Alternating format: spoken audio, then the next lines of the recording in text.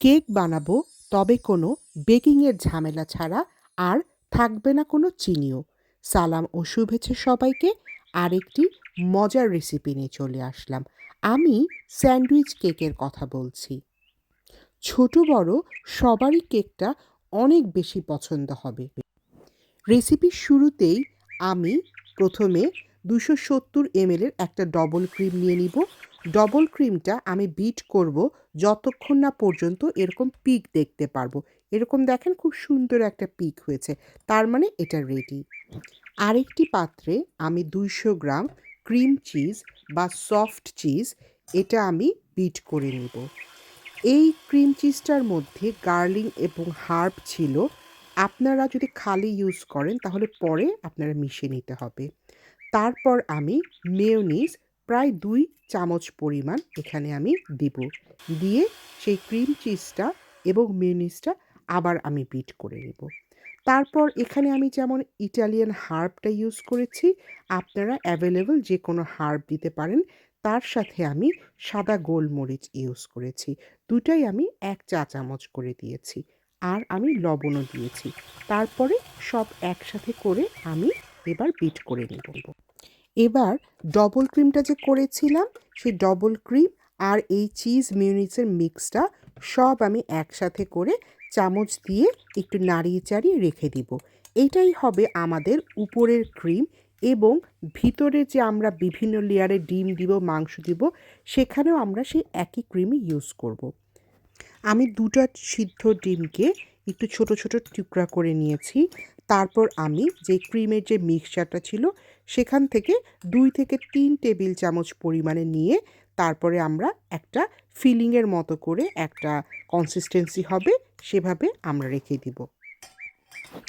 আমার ফ্রিজে আগের দিনে করে রাখা বুকের মাংস এবং পেঁয়াজ দিয়ে নাড়াচাড়া করে একটা পুর বানানো ছিল। সেটার মধ্যে আমি এই ক্রিমটা মিশিয়ে এটাকে আমি ইউজ করে ফেলবো। ভবিষ্যতে আমি কখনো আপনাদেরকে এই পুরটা করে দেখাবো। যেহেতু আমি এটা অন্য একটা পারপাসে করেছিলাম এবং সেখানে ভিডিও করিনি, সেজন্য এটা দেখাতে পারলাম না। আমি এখানে 8 স্লাইস ব্রেড নিয়েছি। একটু মোটা ব্রেড নিলে ভালো, তাহলে আপনার কেকটা একটু ভালো হয়। তারপরে এগুলোকে আমি চারপাশ কেটে সুন্দর করে এবার বিছিয়ে নিব। পরপর 2টা ব্রেড পাশাপাশি রাখলে এটার শেপটা সুন্দর হবে।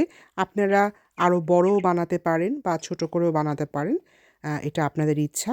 তারপর আমি লেয়ার বাই লেয়ার, যেমন প্রথম লেয়ারে আমি যেই মাংস এবং ক্রিমের যেই ফিলিংটা বানিয়েছি সেটা রাখলাম। তারপরে ব্রেড দিলাম। তারপরে আমি দিব যে ডিমের যেই মিশ্রণটা আমি বানিয়ে রেখেছিলাম সেটা আমি দিব। তারপরে আমি ভালো করে সুন্দর করে মাখিয়ে তারপরে আমি আবার উপরে ব্রেড দিয়ে দিব।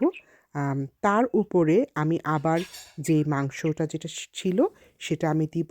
সামান্য একটু ডিমের মিশ্রণটা বেঁচে গিয়েছিল, সেটা আমি একটু মাঝখানে দিয়েছি। তারপরে আমি আবার উপরে আরও 2টা ব্রেড দিয়ে একদম পুরা বন্ধ করে দিব। ঠিক এই পর্যায়ে আসলে আপনি যদি চান আগের রাতে এই কাজটা করে রাখতে পারেন।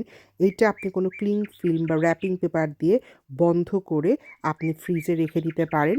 পরের দিন আপনি যখন সার্ভ করবেন গেস্ট আসলে, তারপরে উপরে এই লেফট ওভার যে ক্রিমগুলি ছিল সেই ক্রিমগুলি মেখে সুন্দর করে গার্নিশ করে আপনি পরিবেশন করতে পারেন।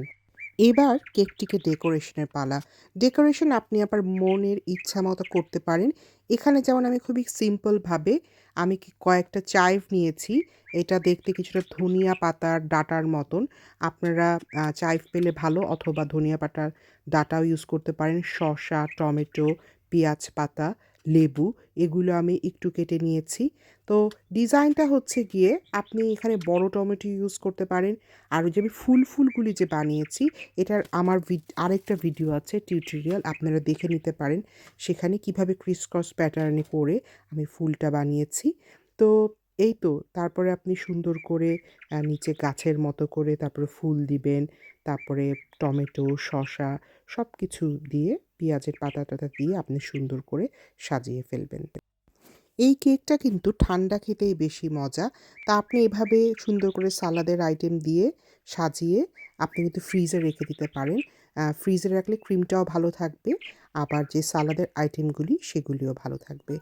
কেকটা কিন্তু মানে অসম্ভব মজা। আমি আশা করব আপনারা অবশ্যই বানাবেন। আর বানালে কেমন হলো সেটা আমাকে জানাবেন। আমার পেজটি প্লিজ ফলো, শেয়ার, সাবস্ক্রাইব করবেন এবং কমেন্ট করবেন আমাকে উৎসাহ দেবার জন্য। ভালো থাকবেন সবাই। আরেকটি ভিডিও নিয়ে দেখা হবে আবার।